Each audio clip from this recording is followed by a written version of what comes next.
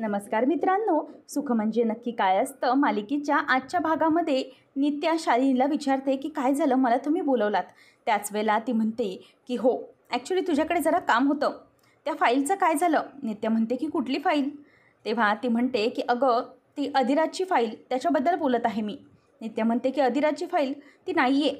आता नित्याला ती म्हणते की काय फाईल नाही आहे म्हणजे मला कळलं नाही. नित्या तिला म्हणते की ती फाईल हरवली आहे माझ्याकडून, मला कुठेच सापडत नाही आहे ती फाईल. हे ऐकल्यावरती शालिनीला धक्का बसतो. शालिनी म्हणते की काय, ती फाईल तुला सापडत नाही म्हणजे काय?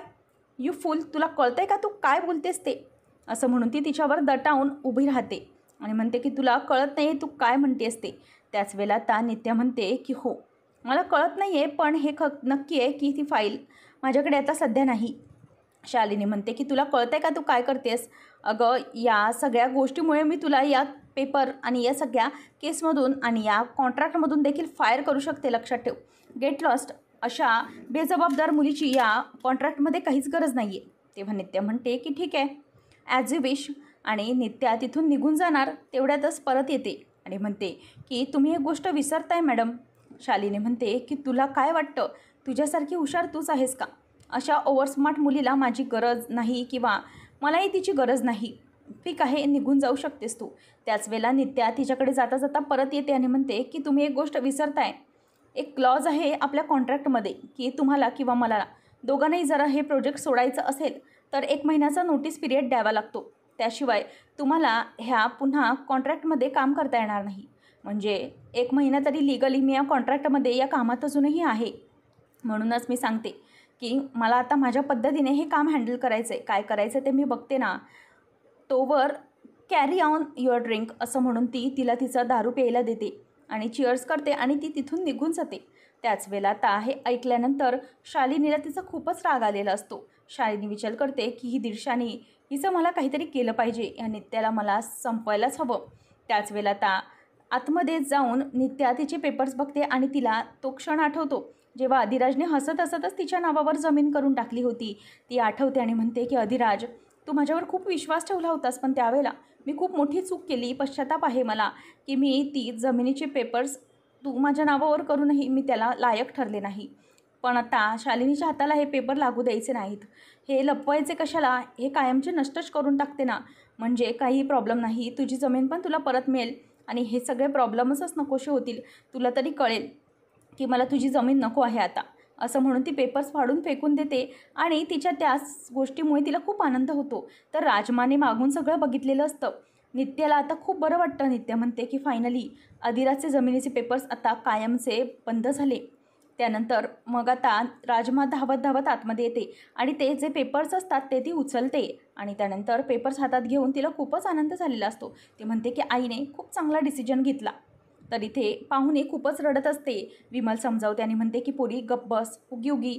तेव्हा तिला आता जयदीप म्हणतो की बरं पाहुणे गप्प बस की आता, किती रडायचं? अगं रडू नको, जास्त त्रास होईल तुला. त्याच वेळेला ताल लगेच पुढे ती म्हणते की तुला काय वाटतंय, काही होणार नाही असं म्हणायला? माझ्या मनाला काय होत असेल, काय वेदना होत असतील याचा विचार तू केला आहेस का अधिराज? तेव्हा अधिराजकडे ती रागाने बघत असते. अधिराज म्हणतो की मला सगळं कळतंय, तुला काय होतं आहे, तुला कसला त्रास होतो आहे ते मला सगळं काही कळतं आहे. पण तू प्लीज या सगळ्या गोष्टीपासून जरा लांब राहा ना. नको विचार करूच या सगळ्या गोष्टीचा. पत्रिका तर जळाली आहे ना, आपले बाकीचे पत्रिका तर आहेत ना ज्या वाटायच्या आहेत. तेव्हा पाहुणी म्हणते की अधिराज, असा कसा विचार करू शकतोस तू? इतकं साधेपणाने कसं घेऊ शकतोस? माझ्या मनाची स्थिती तुला नाही कळायची. असं म्हणून ती बाहेर निघून जाते. विमल तिच्या मागे जाणार तोवरच अधिराज थांबवून म्हणतो की थांब आयडे, मी बघतो तिच्याशी बोलतो. तेव्हा अधिराज बाहेर येतो आणि ती रडत असताना म्हणतो की एडी हळद, काय चाललं आहे काय तुझं? अगं, इतका सगळा घरामध्ये आनंदाचं वातावरण असताना उगाचच कशाला रडत बसायचं, मला कळत नाही. त्याच वेळेला मग आता अधिराज म्हणायला लागतो की तू अजिबातच रडू नको, शांत हो, काहीही होणार नाही. तेव्हा ती म्हणते की नाही रे, अगोदरच आपल्यामध्ये किती प्रॉब्लेम झालेले आहेत. आता देवी आईच्या मनात नेमकं काय आहे ना तेच मला कळना झालं आहे, ती नेमकं काय करते. असं म्हणून ती निघून जाते. तितक्यात राजमा येते आणि म्हणते की अधिराज, हे बघ हे पेपर. तेव्हा तो पेपर बघून म्हणतो की काय, कसले पेपर आहे ते?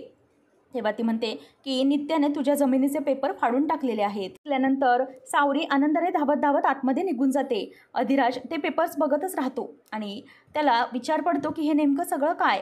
तेव्हा राजमा म्हणते की याच्यावरून तरी विश्वास ठेव की नित्याचं तुझ्यावर खूप प्रेम आहे. या पेपर्समुळेच तू तिच्यापासून लांब गेला आहेस ना, म्हणून हे पेपर्स तिने फाडून टाकले आहेत. तेव्हा आता पुढे राजमा त्याला म्हणते की प्लीज या सगळ्या गोष्टींवर विश्वास ठेव. ती जे काही म्हणते ना ते खरं म्हणते. तिला पश्चाताप झाला आहे. आता तुम्ही दोघांनी एकत्र राहायला पाहिजेत, कारण तुम्ही दोघं माझे, असं म्हणून ती तिथून निघून जाते. त्याच वेळेला सावरी आनंदाने धावत येते आणि म्हणते की एक आनंदाची बातमी आहे. आपले जमिनीचे पेपर आहेत ना ते त्या नित्या मॅडमने फाडून टाकले आहेत. हे ऐकल्यानंतर आता तात्या म्हणतात की वा, किती आनंदाची बातमी आहे. खरंच खूप मोठी आनंदाची बातमी आहे. म्हणजे आपली जमीन आता कोणाच्याही ताब्यात नाही. आपल्या जमिनीचा मालकी हक्क आपल्याकडेच राहिला. त्याच वेळेला आता पाहुणे म्हणायला लागते की वा, ही नित्या अगदी अजबच काहीतरी खेळ खेळायली. त्याच वेळेला तिच्याकडे सगळे बघायला लागतात. विमल म्हणते की अगं असं का म्हणालीस तू? अगं आपली जमीन आपल्या ताब्यात आली, ही खूप मोठी आनंदाची गोष्ट झाली नाही का? पाहुणे म्हणते की तुम्हाला तसं का कळत नाही आहे? तिचा हा नवीन काहीतरी डाव असणार आहे. मी सांगते ती काही शांत बसणाऱ्यातली नाही. आता आपलं घरातलं लग्न जवळ आलं आहे म्हटल्यावरती काही ना काहीतरी खेळायचा प्रयत्न करणार, म्हणूनच मी सांगते. तेव्हा तात्या म्हणतात की हे बघ पाहुणे, काही झालं तरी ही आपल्यासाठी खूप मोठी आनंदाची बातमी आहे. आणि आता आपल्याला प्रत्येक वेळेला संकटं येतात, म्हणूनच आपल्याला तसं वाटत असेल.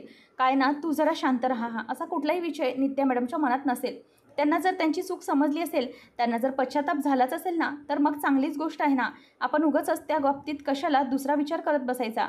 आपण प्रत्येक वेळेला नकारार्थी विचार करून चालणार नाही. कधी जरी त्यांना त्यांची चूक समजली असं आपण समजायचं आणि त्यांनी पेपर फाडून टाकले. तेव्हा विमल म्हणते की काय ना, हे बघ पाहुणे, आपल्यावर सततचे दुःखाचे डोंगर कोसळत राहिले ना, तर आपला जीवही खूप घाबराघुबरा होतो आणि प्रत्येक वेळेला चांगल्यातही वाईट दिसतं. त्यानंतर अधिराज आता नित्याकडे येतो आणि तिला म्हणतो की हे काय केलं आहे तुम्ही समद. तेव्हा ती म्हणते की तुझे जमिनीचे पेपर्स आहे फाडून टाकले आहेत मी. तेव्हा अधिराज म्हणतो की काय गरज आहे सगळं करण्याची? हे करून तुम्ही माझ्याजवळ येण्याचा प्रयत्न करूच नका. तेव्हा ती म्हणते की हे बघ, हे जे काही केलं आहे ना, मला माझी चूक समजली आहे म्हणून केलं आहे मी, आणि बाकी मला माझं काय माहिती आहे. ती त्याला म्हणते की आपलं जे नातं आहे ते नुसतं अधिराज आणि नित्याचं नाही, तर ते काहीतरी वेगळं आहे. त्याच वेळेला तो म्हणतो की आपलं जे काही वेगळं नातं आहे ते मला बघायचंच नाही आहे, आणि हे पेपर्स घ्या. तुमचा जो काही नवीन प्लॅन असेल ना, तो कधीही पूर्ण होऊ देणार नाही, असं म्हणून तो तिथून निघून जातो. नित्या विचार करते की हा अधिराज कधी माझा विचार करणार आहे आणि कधी माझ्या बाबतीत तो निर्णय घेणार आहे. त्यानंतर आपल्याला पाहायला मिळतं की लवली हा एके ठिकाणी बांबूला गोल गोल गोल गोल फिरत असतो आणि वर चढण्याचा प्रयत्न करत असतो. तितक्यात श्याम काका येतात.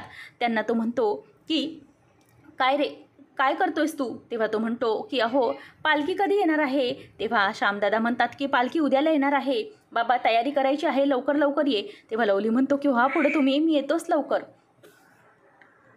तेवढ्यातच तिथे नित्या येते आणि नित्या म्हणते की लवली, अरे सॉरी माफ कर, तुला वाट बघावी लागली का? त्यावेळेला तो म्हणतो की नाही, बोला ना नित्या मॅडम, तुमचीच वाट बघत होतो मी, बोला काय झालं आहे? तेव्हा ती म्हणते की खरं तर मला तुझे आभार मानायचे होते, कारण माझी ओळख तू मला पटवून दिलीस. खरं तर मला हे सगळं माहीतच नव्हतं. तुम्ही होतात म्हणून सगळं शक्य झालं आहे, कळलं का? खरं तर तुझे खूप मोठे आभार आहेत. तेव्हा तो म्हणतो की अहो मॅडम, तुम्ही फक्त माझीच तारीफ कशाला करताय? या सगळ्यामध्ये ही राजमा आणि माई यांचा पण तेवढाच मोठा हात आहे. दोघीजणी पण मला अगदी ओरडून सांगत होत्या की काही झालं तरीही तुम्हाला गौरीची आठवण झालीच पाहिजे. शालिनी ही कशी संपवायची या दोघींचं प्लॅनिंग सुरू होतं. आणि त्याच वेळेला मला माईने सांगितलं की महिनाभर नाही तर येत्या 2 दिवसात आपण गौरीला तिच्या अस्तित्वाची जाणीव करून द्यायची आहे, असं सगळं माई म्हणाली. म्हणूनच तर पुढे सगळ्या गोष्टी घडत गेल्या. तेव्हा आता राजमा पण खुश होते. नंतर लगेच तो म्हणतो की ही लक्ष्मी पण खूप हट्टी आहे हा. तेव्हा गौरी म्हणते की मला माझं अस्तित्व समजलं, पण आता हे सगळं अधिराजला आठवण करून देण्याची गरज आहे. ऐकून आता तिथे लवलीचा चेहरा पडतो. लवली म्हणतो की अधिराज, खरं तर या सगळ्या गोष्टी तुम्हाला पटवणं सोपं होतं, पण राजदाला तेवढंच कठीण. ती हात जोडून म्हणते की प्लीज माझ्यासाठी प्रयत्न कर ना. तेव्हा तो म्हणतो की मॅडम तुम्ही हात जोडू नका, पण तुम्हाला सांगतो राजदालाही अडमुठ आहे, तो समजणं खूप कठीण आहे, त्याला समजवणं म्हणजे खूप मोठी कठीण गोष्ट झाली आहे. तेव्हा ती म्हणते की मला माहिती आहे तू करशीलच नक्की. तेवढ्यातच आता तो म्हणतो की ट्राय मारतो आणि त्याचा फोन वाजतो. तेव्हा लवली म्हणतो की बघितलं, राजदाचाच फोन आलाय. तेव्हा ती म्हणते की लाऊडस्पीकरवर टाक. तेव्हा तो म्हणतो की लवली, अरे काय करतोस, कुठे आहेस तू? तो म्हणतो की मी आपल्या नेहमीच्या जागेवर, बोला काय झालं? तेव्हा तो म्हणतो की तुला नित्या मॅडम भेटल्या काय रे? तेव्हा नित्याचा विषय निघाल्यावर लवली लगेच तिला खुणावायला लागतो. तो म्हणतो की काय झालं? तू भेटला होतास का नित्या मॅडमला, आणि मला नित्या मॅडम कशाला भेटायला येणार आहेत? तेव्हा लवली म्हणतो की काय झालं दादा बोल, त्यांची आठवण यायली का तुम्हाला? तेव्हा तो म्हणतो की कशाला आठवण येईल तिला, मला तिची, मला दुपारी भेटल्या होत्या म्हणून म्हटलं, मला ना त्यांचे इरादे काहीतरी वेगळेच वाटत आहेत. तेव्हा तो म्हणतो की जर तुझ्या मनात येत असतील तर मनातून काढून टाक. तेव्हा तो म्हणतो की कसं मनातून काढून टाकू? मग लगेच लवली म्हणतो की मनातनं काढता येत नसेल तर मग लगीन करून टाक त्यांच्याशी. तो म्हणतो की ह्या जन्मात तर काय, पुढच्याही जन्मात, कुठल्याही जन्मात नित्या आणि अधिराज एकत्र येणार नाहीत. तेव्हा गौरीला वाईट वाटतं. गौरी फोन ठेवल्यावर म्हणते की नित्या अधिराज एकत्र येणार नाहीत, पण गौरी आणि जयदीपला तर एकत्र यावंच लागणार आहे ना. या जन्मात नाही तर पुढच्या 700 जन्मांची गौरी आणि जयदीपची सोबत आहे आणि त्याच्यासाठीच त्यांनी नित्य आणि अधिराजचा जन्म घेतला आहे. म्हणूनच त्या दोघांना एकत्र यावंच लागेल. त्याच वेळेला आता वकील साहेब शालिनीला भेटायला आलेले असतात. ती म्हणते की हा कोणता क्लॉज आहे आणि तुम्ही मला अगोदर सांगितलं का नाहीत की तिच्यापैकी किंवा माझ्यापैकी एकीची सही झाल्याशिवाय महिनाभरानंतरच या सगळ्या गोष्टी किंवा फायरिंग होऊ शकते. तिला या कॉन्ट्रॅक्टमधनं आत्ता मी बाहेर काढू शकत नाही का? तेव्हा तो म्हणतो की नाही मॅडम, त्याच्यात क्लॉजच आहे तसा मेन्शन केला आहे आणि तुम्ही सह्याही केल्यात तशा त्याच्यावर. तेव्हा लगेच पुढे ती म्हणते की सह्या करायच्या अगोदर मला सांगायचंच ना की असा कोणता तरी क्लॉज त्याच्यात टाकला आहेस म्हणून. तेव्हा ती त्या वकिलावर भरपूर भडकते आणि वकील तिथून निघून जातो. सोमनाथ म्हणतो की जा रे बाबा जा. आणि त्यानंतर सोमनाथला मॅडमकडे बघून टेन्शन येतं.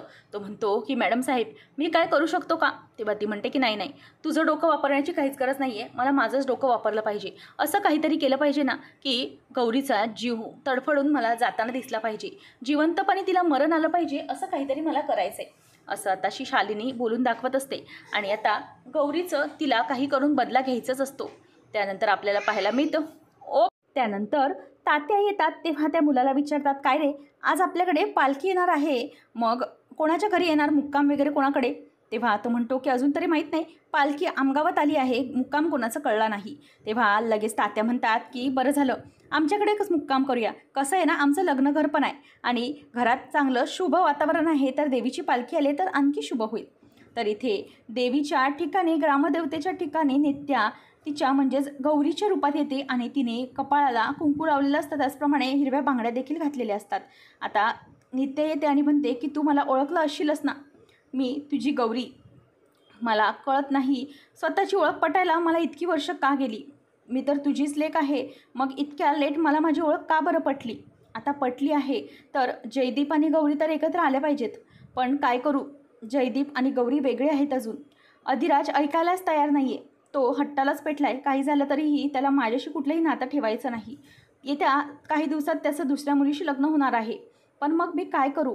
काहीतरी कर ना, कसला तरी चमत्कार दाखव, जेणेकरून पुन्हा जयदीप आणि तुझे गौरी एकत्र आले पाहिजेत. आणि पुढच्या भागामध्ये आता इथे गौरी ही घंटानाद करत असते आणि देवीला त्या व्रतासाठी सुरुवात करत असते, जेणेकरून तिच्याबरोबर पुन्हा अधिराज यावा. माई येते आणि म्हणते की गौरी असं व्रत करून काय होणार आहे? अगं येत्या 5-6 दिवसामध्ये अधिराजचं त्या पाहुणीबरोबर लग्न ठरले, काय करायचं आपण, असं ती देवी पुढेच म्हणत असते. आणि त्यानंतर इथे आता त्यांच्याच घरी म्हणजेच अधिराजच्या इथे पालखी आलेली असते. देवीची पालखी आल्यावर प्रत्येकजण पाया पडतं आणि आपापली इच्छा बोलून दाखवत असतं. त्याच वेळेला आता अधिराज म्हणतो की मॅडम तुमची जी काही इच्छा आहे ती देवी पुढे मांडा, ती नक्की पूर्ण करेल, तुमची जी इच्छा आहे ती तुम्ही देवी पुढे बोलू शकता, असं तो आता तिला म्हणतो. त्याच वेळेला ती म्हणते की हो, एकच इच्छा आहे माझी, ते म्हणजे हे लग्नघर आहे ना, तर मला या लग्नघरामध्ये पाहुणी म्हणून राहायला मिळेल का कायमची? असं म्हटल्यावर आता तो तिच्याकडे बघतच राहतो. अशाच अपडेटसाठी आजच आपल्या चॅनलला सबस्क्राईब नक्की करा.